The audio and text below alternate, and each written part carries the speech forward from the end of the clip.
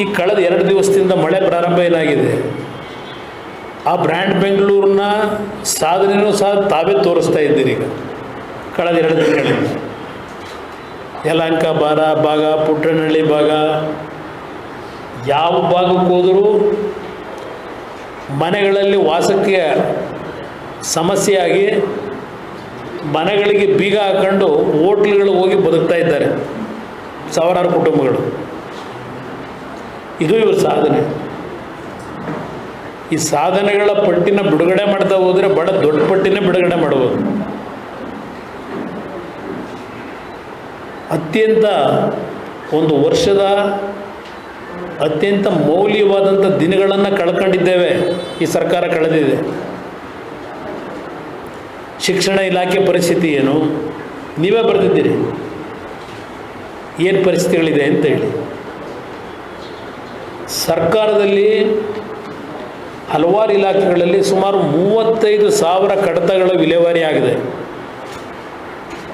ಅದು ಆ 35,000 ಕಡತಗಳಲ್ಲಿ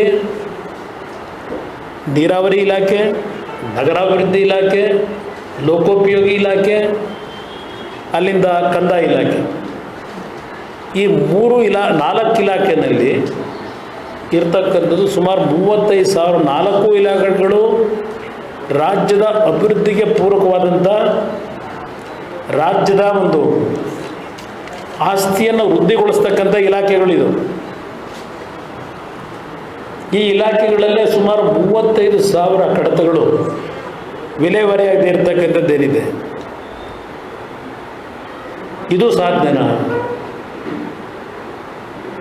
ಇದೆಲ್ಲವನ್ನು ನಾನು ಬಿಡಿಸಿ ಹೇಳಲಿಕ್ಕೆ ಹೋದರೆ ಭಾಳ ವಿಷಯಗಳನ್ನು ಚರ್ಚೆ ಮಾಡೋದು. ಈಗ ರಾಜ್ಯದಲ್ಲಿ ಇಲ್ಲಿಯವರೆಗೆ